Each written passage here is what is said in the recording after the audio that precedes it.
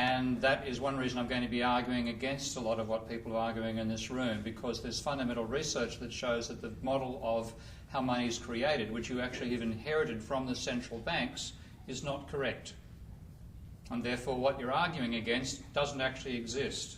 Now neither you know it or your opponent, so I want to show you what actually exists and show how that's modelled properly. And it leads me to a rather paradoxical title. I'll be talking about why credit money doesn't have to crash and why it always does. And if you take a look at what happened and why in the American macroeconomy, you can see why neoclassical economists were so cock-a-hoop about the state of the economy from 1980 on towards 2007, 2008. What they saw was falling unemployment and falling inflation at the same time, and they called it the Great Moderation. And then all hell broke loose in 2007, 2008. Suddenly unemployment went through the roof, far beyond the previous peaks, with the sole exception still of the 83 recession, but you're definitely headed in that direction. And inflation turned to deflation, which is something that Ben Bernanke said he'd never let happen. What the hell did happen? Well, what really happened was the bursting of a huge debt bubble in private debt.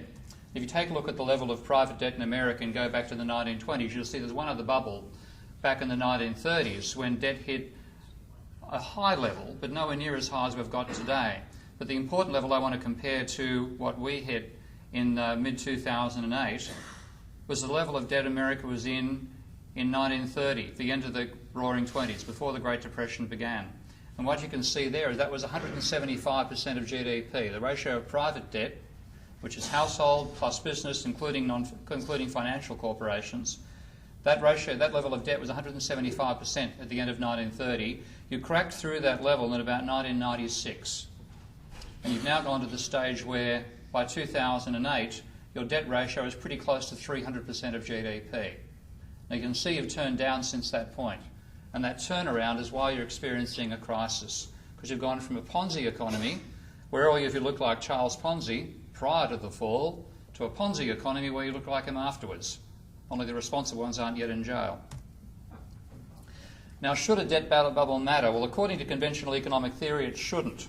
This is one of the many misleading things that even radical critics have inherited from the thinkers of central banks. Because if you listen to people like Ben Bernanke, what you'll find is that debt's not a problem. The reason being that debt is simply a transfer of spending power from somebody who saves to somebody who borrows. Loans are equal to savings, and therefore a transfer of wealth from from borrowers to lenders is not a problem, because unless there's an enormous difference in their propensity to consume, the macroeconomy would have roughly the same level of spending. On the other hand, and this is largely the group I'm talking to today, a populist attitude, and many non-neoclassical economists as well from the post-Keynesian school, which I'm regarded as being part of, there's somewhat of a renegade even there, argue that there's an inherent problem because you can't repay the interest on debt.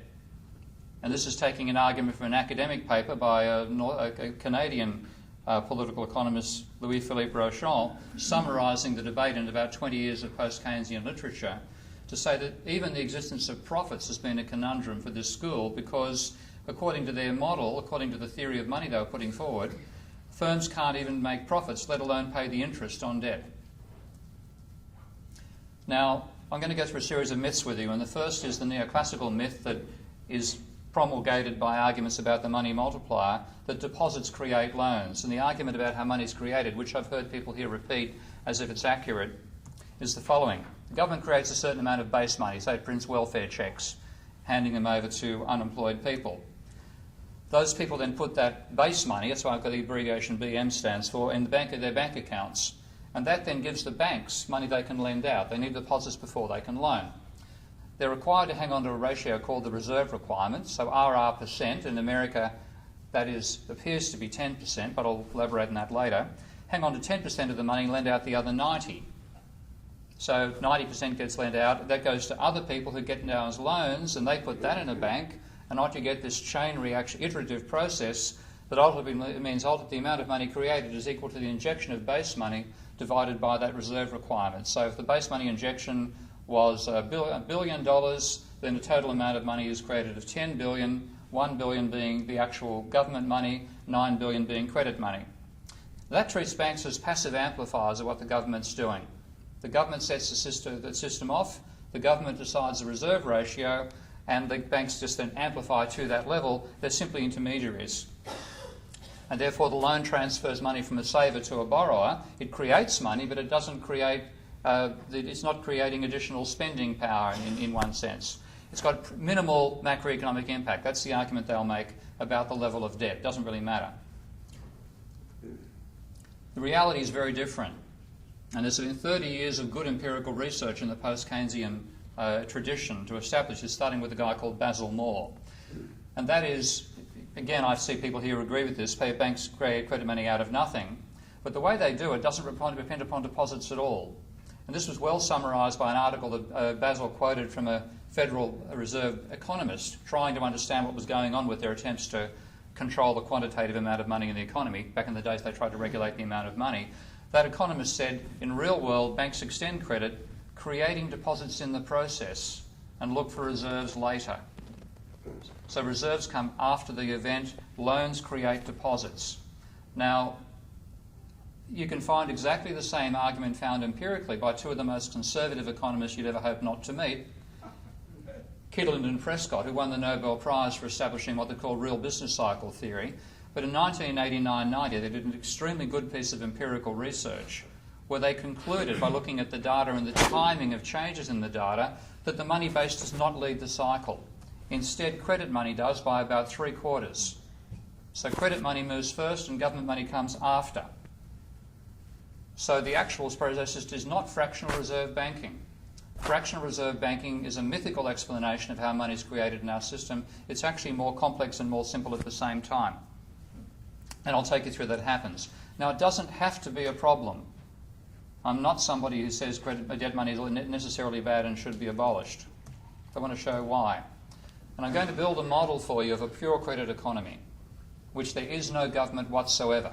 So all the money is simply created by the credit system, extending money, extending loans, and creating deposits in the process. And it's like the 19th century free banking system in America, where there was no central bank controlling the issues of notes, and instead these notes were printed by different banks around the country. It's a sample of 5 or 6 of them from different parts of America. Private banks issuing those notes. And the bank was, of course, formed by the social elite, who claimed to be backing it by their own wealth. There's a fair bit of course, you can imagine fraud going on how they value their own wealth, but let's skip over that point.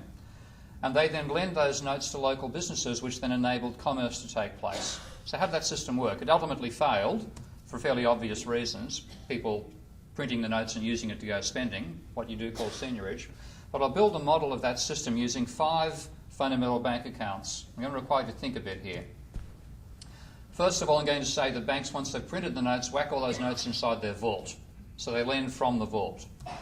They also have a safe, and that's where they do their interest payments and collect interest into, and that's where they spend from legitimately. Any money in the safe, the bank has earned on the spread between the loan rate of interest and the deposit rate of interest. There's their loan ledger. Now, this is not an account. It's not a place you can actually put anything. It's a book on which they store the information about who owes them what. It's a recording entity. It's a very important distinction. Then there's another account which can store physical notes. It's the deposits where the money lent to firms goes. That's where the notes initially turn up for the firms to start spending. And of course, one of the most important things the firms do is hire workers, so workers also have to account where their money is stored. So those are the 5 accounts in the system. And I'm going to start it off with saying there's notes being, notes equal to 1 million. And $1 million worth of notes injected into the system by those 1 million notes being put inside the vault of the bank. That's where it all starts from. So here's stage 1. The initial conditions are there's notes, and this has I'm going to make that 1 million, but I've just got an arbitrary variable there at the moment. So $1 million notes in the vault and nothing anywhere else. And the bank then, with a loan by the bank, transfer money from the vault to the firms. So money's taken out of the vault and put into the firms. That's a flow of money over time. It's not a single transfer. So I'm saying this flow is occurring over time.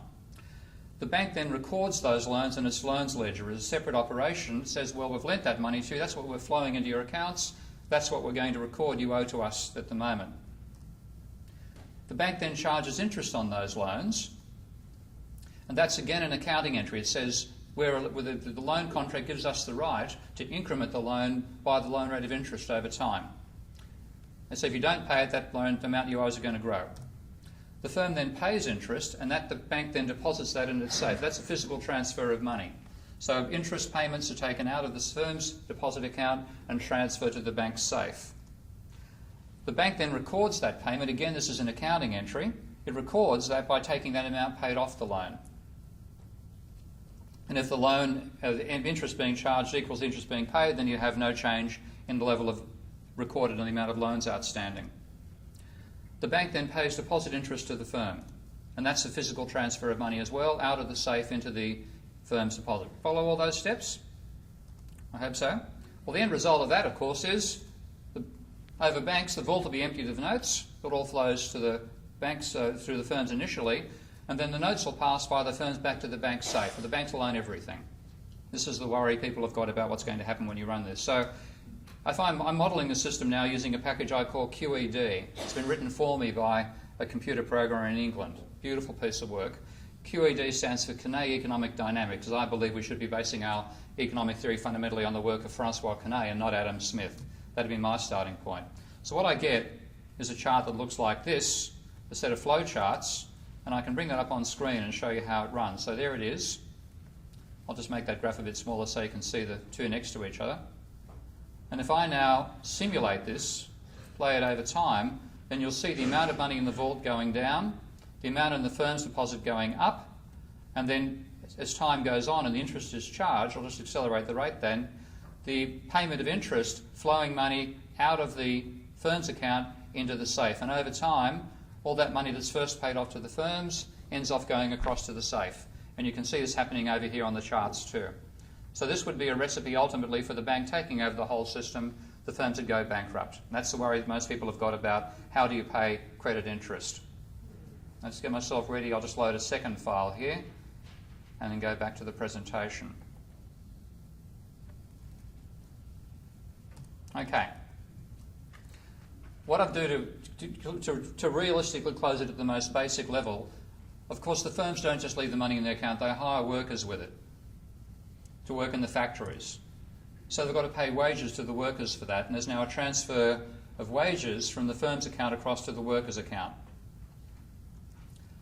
The bank then has to pay workers interest on what they've got in their deposit accounts. It's another transfer of money.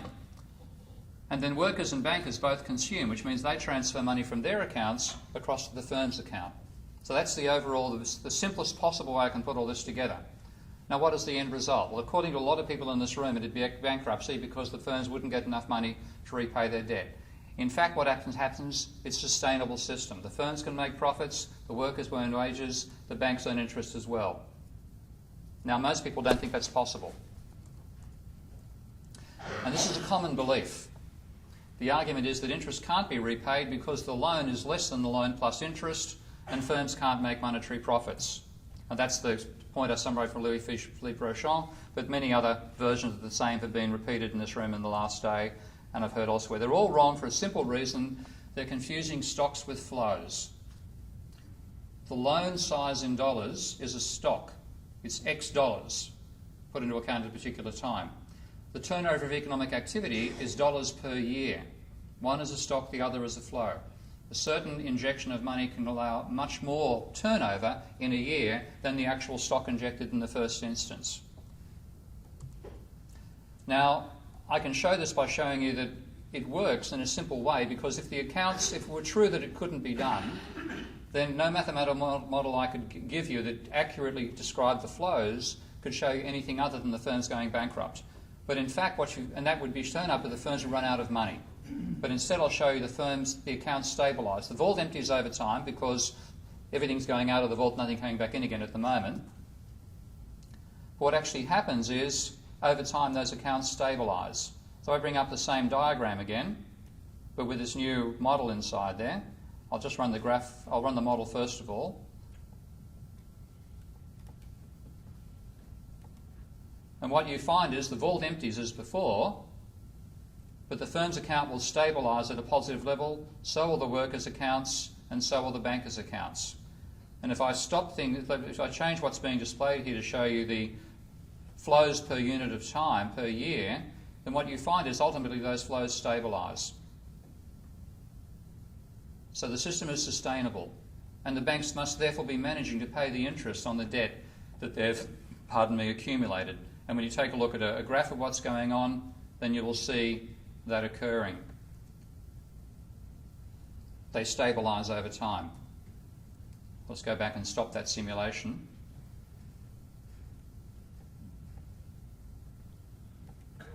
And go on to the next stage of the presentation. So what's actually happening there? What's going on is after the vault empties, the dynamics that actually apply are the final 8 rows of the table. And what we need to see is what actually goes on in those dynamics to work out why the system stabilises.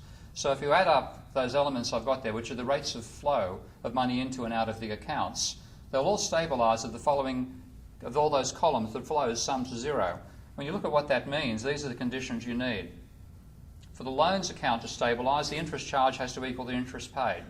If there's $1 million in there and the interest rate is 5%, $5 million per annum is being charged, the firms have to pay $5 million per annum in interest.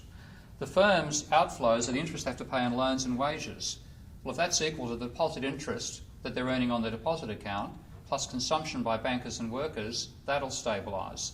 The safe will stabilise if deposit interest plus the banker's consumption equals the interest on loans. That's got to be equal to $5 million a year. And workers' accounts will stabilise if their consumption equals their wages plus the interest they earn on deposit. Now, they're not onerous conditions.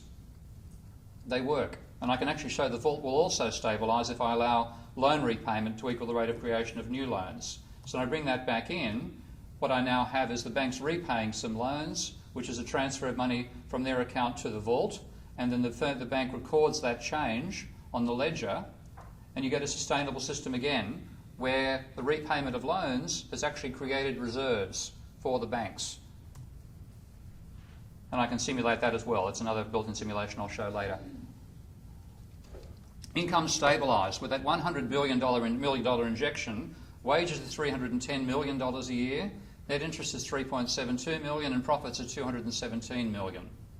Now, I'll explain why later in the paper and presentation that I've done. But I want to bring in the final step now. Can this system grow? Well, yes, it can. All you've got to do is print more notes and put those in the vault in the 19th century. In the 20th century, what we've really changed is the banks don't need to do that anymore. All they have to do is issue new loans. So if you look in the 19th century, you add new notes to the vault, and you'll then get a growing system over time. In the 20th century, the banks simultaneously issue a loan and create a deposit by that very act. They issue a loan, which means they record in the account you have, electronic account, that you have a new loan. But they also record you owe them that amount of money in the loan account at the same time. And that's how the system grows. Now, I can tack in a government system after this. What tends to happen is the government simply injects its new money to make up for the messes created by the financial system previously with the type of lending they actually finance. But the system isn't inherently unstable. The banks can pay interest and make a profit. Debt can remain low and constant relative to GDP.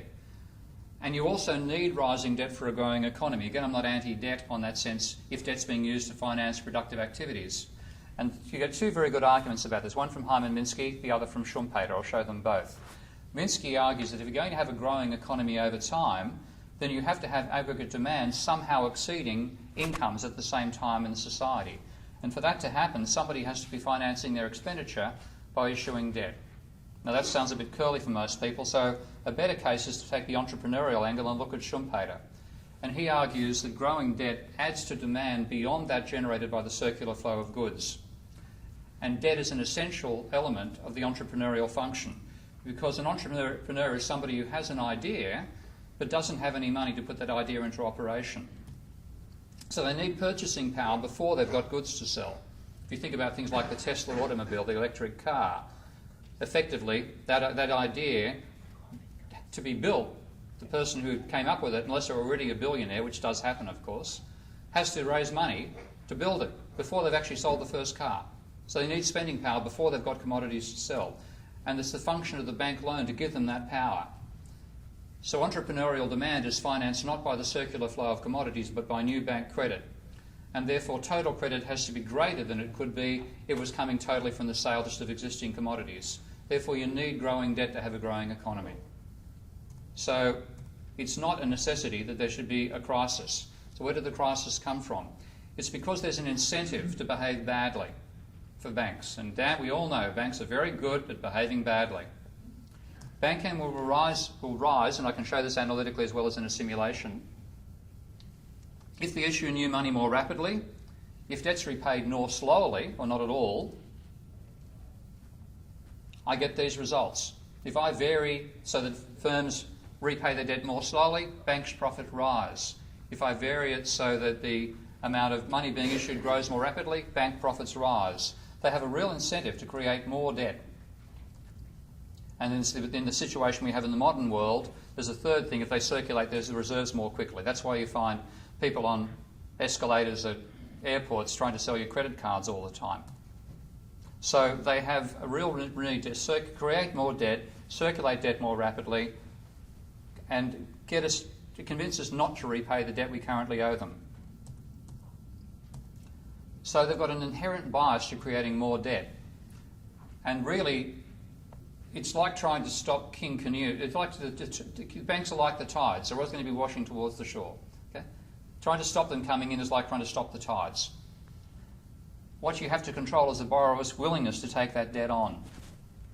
Now, if borrowers only borrow money to finance income-related activities, it would never get out of hand badly as it's done now, because consumers would limit their consumption effectively to their capacity to service that out of their income flows, and firms would have some limitations on the amount of money they'd borrow. What gets us to completely drop our pants and our behaviour on this front is the belief we can make money by speculating on rising asset prices. We get sucked in by Ponzi schemes, because then the potential borrower is borrowing because they expect an asset price to rise.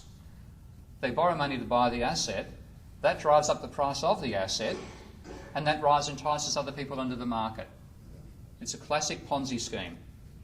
And that positive feedback from leverage to prices actually causes the bubble that validates the behaviour in the first place. So as soon as you allow borrowed money to be used to gamble on asset prices, you're in a Ponzi scheme and on the road to ruin, which is where we've ended up now. It works until it fails, and when it fails spectacularly, which is what happened, of course, in 2008. Now, while it works, that rising debt finance spending boosts the economy. Of course, especially the asset markets, but also the commodity markets. But to continue working, debt has to accelerate indefinitely. So I want to show you those two bubbles again in debt. You can see you've been in an accelerating path of debt from 1945 right through to 2008. And I want to show you how that contributes to demand now. The conventional theory of money, which if you believe the money multiplier theory, you're still believing in the conventional theory, which is effectively the money supply is exogenously controlled by the government. Again, that says debt has minor impacts because it just redistributes money from lender to borrower. It's not all that important. Back to Ben Bernanke again saying, this is why he didn't worry about the rising level of debt. This is why he was blinded to the problem. The realistic endogenous money work that I'm based on shows that increasing debt expands aggregate demand, as I showed in those arguments from Minsky and Schumpeter. And mathematically, empirically, the reason it does is because aggregate demand equals your income plus your change in debt. If you think about your own spending situation, the amount of money you spend on an annual basis is equivalent to what you earn plus how much your debt changes. And that does aggregate to the national level. Now, you spend that on all markets. You buy goods with that money, you buy existing assets with that money. So I expand the definition of what demand is spent on for the conventional economists. And what you find is that volatile change in debt component dominates the economy as debt gets larger and larger. And to illustrate that, here's a look at the crisis from the point of view of the contribution that debt makes to spending. So the blue line is GDP. The red line is GDP plus the change in debt. And the black line includes what the government sector is doing as well. And you can see that before the crisis hit, if you look here, that's 2008, increasing debt added about $4.5 trillion to spending in your $14 trillion economy, and the government added somewhat more. Then, when you started to delever, you hit this point in mid-2009 that debt neither added or subtracted from demand, and you're now at the point where falling debt is reducing aggregate demand by something of the order of $2 trillion per annum. And the government's trying to make it up. It's making a bit of a difference, obviously, but not enough to get you back to the positive stage again. So your aggregate demand is less than your income. So deleveraging is what drove you into this crisis. But notice also there's been a turnaround, and that's partly why conventional economists thought the crisis was over. The tiny acceleration fooled them. I want to show you the correlation of that change with unemployment over 30-something years. And the correlation over that period of time with booms and busts is staggering. And that's a correlation that, according to conventional economic theory, the correlation should be zero.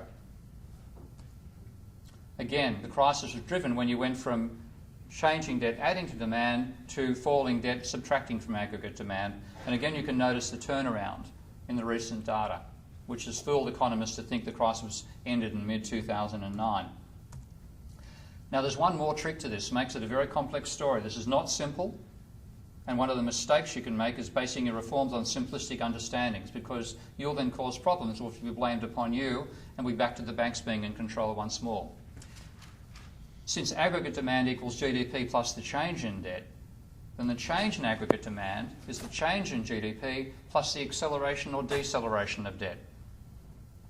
So if debt starts to grow more rapidly, you'll take off. If debt starts to slow down, you'll fall over. So changes in aggregate demand, which are therefore determining changes in employment, depend upon not the change in debt, but whether debt's accelerating or decelerating. And defining what's called the credit impulse, and here I've got to give credit to 3 other economists who beat me to defining this concept, Biggs, Meyer and Pick. I define that as a change in debt divided by GDP. Now I want to show you the correlation that has with changes in unemployment. And you can see that it becomes the key driver of the economy. This is the correlation of the change in debt with the change in unemployment over 40 years. And you can see why this is the biggest crisis you've had since the Great Depression, by how much that acceleration component decelerated when the crisis hit. Now that correlation coefficient is again staggering for a second-order variable like that over a 40-year, 50-year period. And you see when the crisis begins, right at that point of acceleration turning to deceleration, and you can see again you stalled the crisis by slowing down deleveraging. That's what fueled you to think it was all over in 2009, which of course it's not. So credit drives the economy. Acceleration is what precedes changes in GDP. This is doing a correlation coefficient and seeing when I lead or lag the variables, what do I find? And I find that debt drives GDP with a lead of about 3 months, and unemployment much the same. Now, as I showed you earlier, it doesn't have to drive the economy over a cliff, but it always does. So why? Again, it's the temptation of Ponzi finance. So put it all together, you need a theory of Ponzi finance. And that comes from Hyman Minsky, who's the person whose work I'm probably the leading developer in the world of. And this is a vision that sees the economy as being inherently cyclical. It comes from all sorts of sources. Schumpeter talked about waves of creative destruction, and that's a very valid part of the cycle that exists in capitalism. There's struggles over the distribution of income, and Marx and a guy called Richard Goodwin mathematised Marx's ideas. Those are the best sources you'll find for the argument about class struggle causing changes in the distribution of income. And modern research has shown that a system as complex as the economy is literally complex in the sense of what's called complexity theory, and has aperiodic cycles. And the work of Lorenz and Mandelbrot and Ilya Prigogine is essential to understanding that incredibly complex behaviour. It's also inherently monetary, as I've shown you in this model so far, and the work by Basil Moore and Augusto Graziani that gave us what's called circuit theory. And it's inherently afflicted by uncertainty. You can't know the future. And Keynes was well aware of that. The nonsense called ISLM macroeconomics, which dominates the conventional thinking, was not produced by Keynes. Now, what I'm going to show you now, and working from Minsky's theories as well, is that given how we define capital assets and the fact that banks' desire to create credit is so unlimited, the combination of the two is what gives you a financial crisis. And Minsky is the best explanation of that. So I'm going to take you through Minsky's theory. And it begins in historical time. Now that separates it from conventional economics twice, because conventional economics ignores time by working in what they call static equilibrium. Even what they call dynamic stochastic general equilibrium is an equilibrium static theory dressed up in fancy mathematics. Very bad mathematics, but fancy nonetheless. And they don't consider history at all. In fact, in most universities in the world, economic history has been shut down as a study to make room for econometrics and other pieces of nonsense. So let's go in historical time. And in historical time, there's been some debt-induced recession in the recent past. For most of you, that would be the dot-com bust. As a result of that, firms and banks, both sides of the equation, are very conservative about the amount of debt they'll get into and how they value assets. And therefore, only conservative projects are put forward. But because their economies survived the crisis, you haven't done that yet this time round, recovery means that most of those projects will succeed. And because they succeed, both firms and banks revise their risk premiums. That increases the ratio they're willing to accept between debt and equity, and it means they start to give a higher valuation to assets as well. And in Minsky's classic phrase, stability is destabilizing. A period of tranquil growth in a capitalist economy will cause expectations to rise, leading to behaviour that disturbs that equilibrium.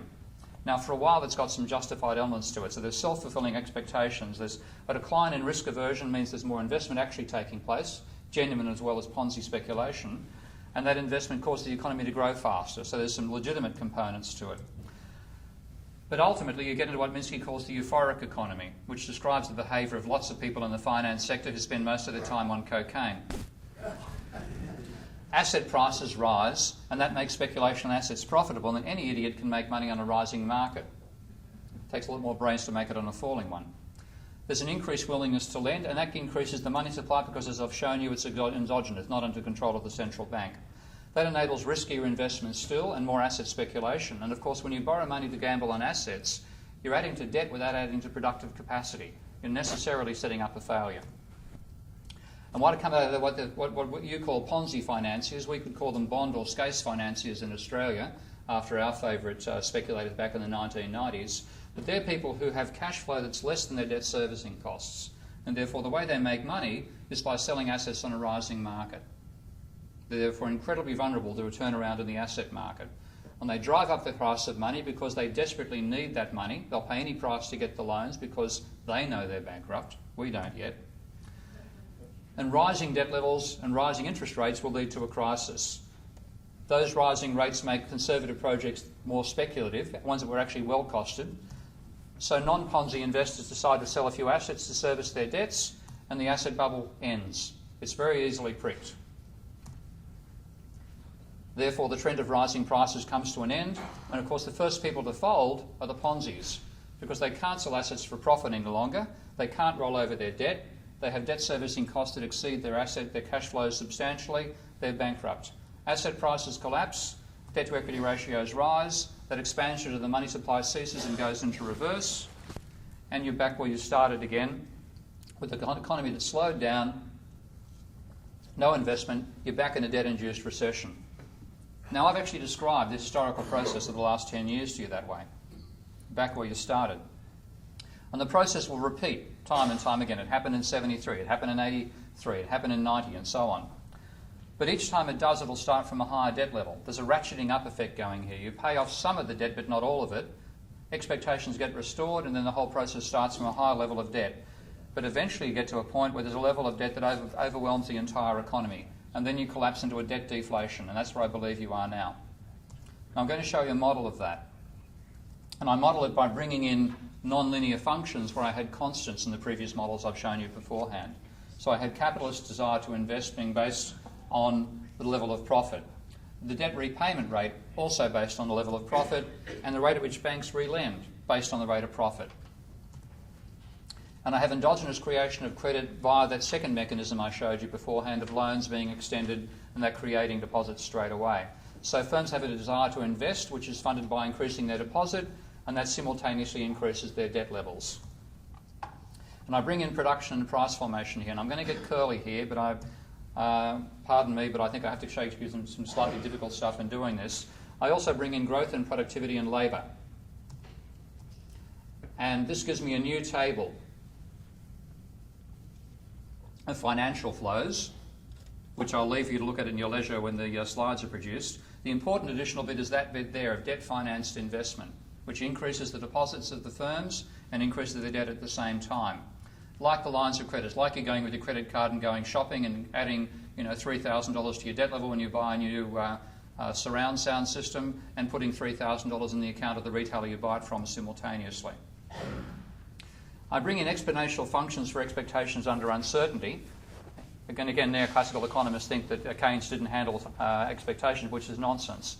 Keynes had 3 ideas about how people cope with uncertainty, and his most important one is the one I'm quoting here now, which is to say that because we live in an uncertain world where you can't know the future, what people do is have conventions that determine their behaviour, and the fundamental convention is investors assume that the present is a much more serviceable guide to the future than a candid examination of past experience would show it to have been hitherto. We simply extrapolate current conditions forward. And that's what I model here. So these functions have these particular shapes. Again, I'll let you take a look at those at your leisure. There's wage rate rises increasing as the employment rate rises, investment increases as profit rises, and the rate at which loans repay take longer and longer as the rate of profit rises, and money's relent more rapidly as the rate of profit rises. Now, they don't generate cycles. That's not their purpose. What they do is the system is already inherently cyclical, and I have to show you through that as well. What those functions do is restrain those cycles to realistic levels. They're realistic, they're not what causes the cycles. Here comes some difficult stuff, but believe me, in 2 lectures' time you're going to see some even more difficult flowcharts to look at. I start off in saying that the level of output in the economy depends upon the amount of capital. And that's a conventional argument in economic theory, though they'll bring in nonsense they call marginal productivity capital theories and Cobb-Douglas production functions and nonsense like that. This is a straight linear relationship between the amount of capital and the amount of output. The amount of output determines how many workers you need given the level of labour productivity. The number of workers you have determines the employment rate. You simply divide the number of workers by the population to work out what the employment rate is. That determines the rate of change of wages. This is a common argument in economics called the Phillips curve. That the level of employment, rate of employment, determines the rate of change of wages. I'm using a linear Phillips curve here. I'll change that shortly. If you integrate the level of wages, you get the rate of change of wages. You get the wage rate now. You multiply that by labour. You get the wage bill. Subtract that from output. You get profits. And in this simple model, I've got capitalists investing all that profits. That gives you the rate of change of capital stock, and that closes the system. Investment is the rate of change of capital. You get the level of capital stock. You're back to the beginning again. It's a fundamental dynamic model. Now, if I model that, I get cycles, okay, as you can see there. And you can model that. I've embedded a simulation of that inside the system. And they're caused by the essential nonlinearity in the system here, was that you have to work out the wage bill. You've got to multiply the wage rate by the level of employment, where they're both variables. A major part of why neoclassical theory went wrong is they were always trying to find ways to linearise. So they assume that wages are unaffected by the level of employment when they put together their macro models. They talk about competitive wages and stuff like that. You don't need the behavioural nonlinearities and bringing in to give you cycles. What they do is they give you realism. Now, the wage dynamics, again, are more complicated than neoclassical economists talk about. What they call the Phillips curve is something that they all malign. They're undermining Phillips's arguments about unemployment having an impact on wage levels was a major part of the neoclassical takeover of economics. Nonetheless, they all use them, but the neoclassicals, most of all, misunderstand what Phillips was about, because here there are 3 factors. He said, yes, the level of employment affects the rate of change of wages in a highly nonlinear way, but he also said the rate of change of unemployment will change workers. If unemployment is rising, people will accept wage cuts. If it's falling, they'll want wage rises. And the rate of change of retail prices, we want compensation for inflation. So I include all 3 factors in my wage determination equation. And I've got to show a wage equation here, but I'll just put the elements. So the rate of change of wages depends on employment, plus the rate of change of employment, plus the rate of inflation. And technically in the model, the equation looks like that. I'm not going to set an exam on it, but that's for you to take a look at later. Now, price has to be included as well. And what I've done here is to say, well, what would give us equilibrium in physical terms? What price is going to do us that? Well, the physical output is going to be labour employed times labour productivity. The physical number of workers you hire will be equal to the monetary flow of wages per year divided by the money wage rate. And the flow of wages is going to reflect two things. It's going to be workers' share of output during the turnover period that goes between when you first outlay money for production and when you get that money back through sales. So money demand, and then the money demand itself, the amount of money being spent in the economy, is going to be the sum of wages plus profits. Interest plays no role in aggregate demand. Interest, that is a transfer. Okay? The actual total income generated goes to either workers or capitalists. And that total amount of money in the system per annum is the amount of money that firms have divided by the turnover rate. So I now can equate the physical demand to the money demand by dividing by the price level. And in equilibrium, the physical demand will equal the physical supply. And I get this relationship, the physical supply equal to the physical demand. And when I work that equation through, I get an equilibrium price which involves two factors to it. The monetary wage divided by labour productivity and multiplied by a markup that reflects the share of profits going to capitalists. Share of output, rather, going to capitalists. And as a dynamic process, I set that up with a time lag. So I'm saying there's a lag convergence to that equilibrium over time. Having done all that, brace yourselves, this is what it looks like in equations. I'm putting that there because neoclassical economists tend to believe that their critics can't do mathematics. I'm sorry, we can. And there are mathematicians called econophysicists who run total rings around me, and I'd hate to see the ego of a neoclassical economist after they try to take on an econophysicist. In the QED format I've shown you a moment ago, it looks rather less scary. So what I want to do is simulate that in QED for you. So let's load a new model.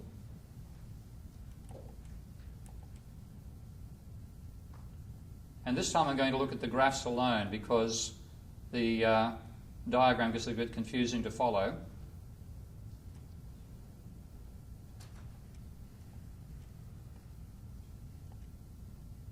I have two windows running here. I hope you can see both of them effectively on screen.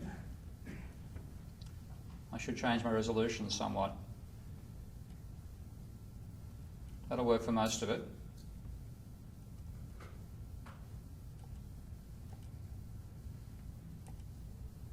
Okay. What you get happening and what economists focus on is this top left-hand graph. Unemployment, inflation. Notice they're behaving in the same way that the macroeconomy appeared to be behaving, as I showed you in that first chart prior to the crisis striking. And the growth rate is stabilising, and so is the rate of profit. Now, if you look at the financial system, what's happening is there's a rising level of ratio of debt to GDP going on as well. But neoclassical economists are ignoring that. Everything seems to be doing beautifully. The economy is stabilising. You're having what they call the great moderation. But notice what starts to happen. Inflation has now turned negative. Unemployment is starting to rise. What's actually happening is you're in a debt deflation. Because over here, if I go back and take a look at the debt to output ratio, it's going through the roof. Now what I don't have in this system, and it'll crash at some point because of it, I don't have non-repayment of debt, which is an essential process of getting out of the crisis. So I'm showing the series of cycles like from 1945 through to 2008 that give you accumulating levels of debt, and then finally you hit the wall. And that's where you are now. And as my good friend Michael Hudson frequently says, and Michael, I'm going to beat you to the quote, mate, my apologies, but I will. You can say it again. Debts that can't be repaid won't be repaid. That's Michael's words. And I look forward to hearing it again shortly. But that's the essential way out of this crisis. You've got to basically abolish the debt. So you get both the Great Moderation and the Great Recession. And when I graph the three, I'll just show you now my chart overlaid. There's the actual data. Up to 2008, with everything looked absolutely wonderful, according to neoclassical economists. Then you had the sudden collapse they can't understand, and they're wishing would go away. This is my uncalibrated model. I don't like it when a model as dire as that seems to fit the data without me even trying to do so. So that's the full picture I've shown you a moment ago in the simulation. And that looks rather like, it's qualitatively speaking, what happened in the Great Depression is happening again now. And that's the unemployment picture, price level and so on. You fall into deflation. That's where the deflation is coming from. So we get the insights that private debt caused both the boom and the crisis. And one important insight, and I hope you'll use this politically, is that it's not the capitalists who pay for rising debt prior to the crisis actually striking, it's the workers. When you take a look at income distribution, you find that profit levels stabilised prior to the crisis. Workers' share of output falls. And that's a mathematical relation that falls out as a result of the model. I didn't put it in there. It falls out. And everything looks great from the point of view of industrial capitalists until the financial capitalists take over the system and they lose, and the industrial capitalists collapse as well. And that's the stage you're in right now. So that reducing volatility, rather than a sign of prosperity, and as Ben Bernanke popularised it, the great moderation, it's a calm before the storm. And that's how I described it back in 1995 when I first published a paper based on this model, prior to bringing in money. Now, I want to show you the situation we're in compared to the 1930s, give you an idea of why this is so extreme and also why you seem to be getting out of it right now. This chart compares the situation for deleveraging in the 1930s with what's going on now. The red lines are the 1930s, the blue are today. And the bottom red line is the private sector contribution. The top red and blue lines respectively add in what the government's doing as well. And if you take a look at when was changing debt adding the greatest amount to aggregate demand in the 1930s was back in mid-1928. So I date the beginning of the deleveraging from when that contribution started to fall. In this period is December 2007. Now looking at the scale of downturn 2.5 years in, because that's where you are into this crisis so far. In the 1930s, aggregate demand debt had changed from adding about 7 or 8% to aggregate demand to subtracting 18% from it by this time in the crisis. We have gone from adding 22% to subtracting the same level. And it was worse than that before you got that little acceleration recently. The reason you haven't had apparently as severe a suffering as yet of the Great Depression, though of course if you read shadow stats and you take a look at the U6 level of unemployment, it's far higher than the published rate. The published rate is more myth than reality. But what's actually happened to turn things around is by the 1930s there was a small government stimulus going on. But this is the scale of the stimulus you're in now. If it wasn't for that government spending, you'd really know you're in the Great Depression, because even with it, you're simply caught up to where you were in the 1930s. That's what the government spending has managed to do. Now notice also that turnaround in debt contribution there. That's what's made things look like things are getting better. But I don't believe that can be continued because of the sheer level of debt right now. And this now I need to bring you back and focus on the three roles that debt plays in the economy. First of all, it's the level of debt relative to GDP, and seeing that in December of 2005 is what made me aware a serious crisis was coming, and that's why I went on the warpath publicly, raising these issues, establishing my blog and so on. And it's like the distance you have to drive between your start and destination. The further apart that is, the longer it's going to take you to get there.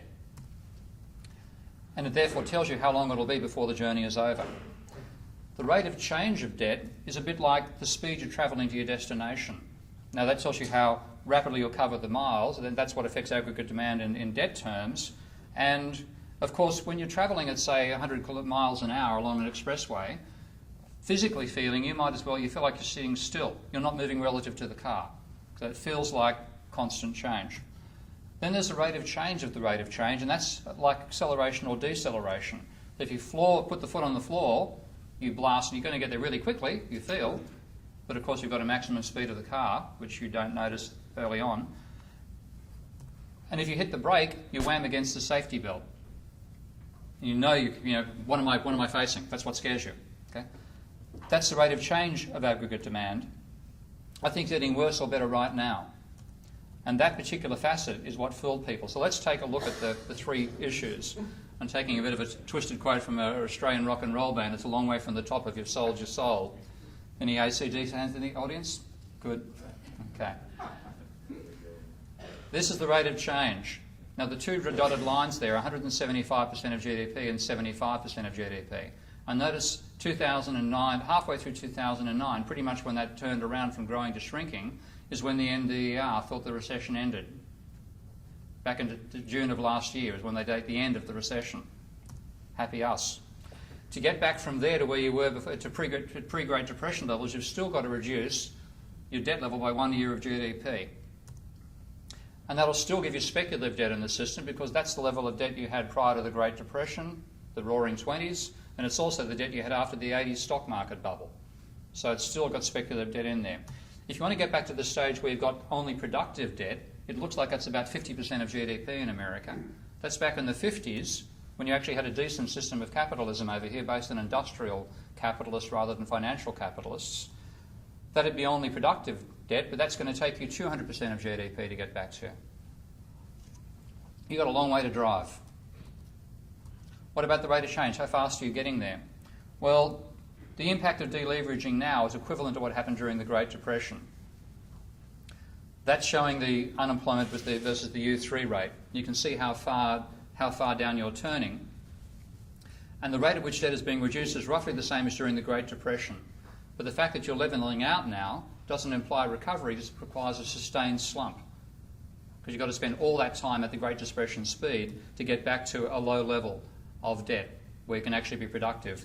And I call that turning Japanese, if you know the song there, another musical reference. I think you are turning Japanese. On the acceleration front, it looks like things are getting better. Because it got damn worse, but then you turned around and you can see the rate of change of employment almost getting back to positive, but not quite. So the acceleration effect, I think, is why the NBR got fooled into believing the recession was ended at that point. When we wake up about debt, we'll realise they're not measuring when recessions ended all accurately. So it's less scary than having an accelerating fall, but it's not enough to increase employment. That's why I think you're turning Japanese. And of course you'll turn around at some point because you can't keep on accelerating. If you keep on accelerating, you have to have a rising level of debt to GDP again. And frankly, there's nobody else left to lend to in the economy anymore, apart from the government. Because the debt rise was driven by Ponzi lending. So two of the most important metrics are negative. The level of debt and the rate of change is still negative. The rate of change is currently positive. So that implies a bit of an apparent recovery, but you haven't got out of it. You've still got a level of debt beyond anything you've ever had before, and both history and my modelling implies this crisis has got a long way to go. Thank you.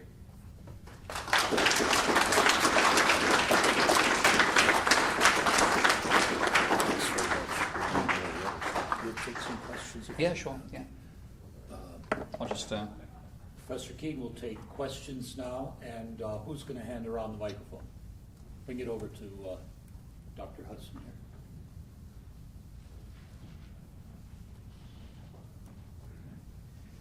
Thanks for your great talk, Steve. I think you went very fast for some of the people here. Let me make sure I understand what you said correctly. Yep.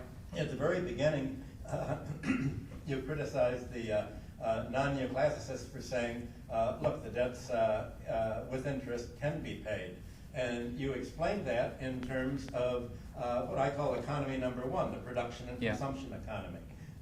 The formulas actually are very similar to what Marx used in Capital, where he had interest and profits all growing in a growing economy.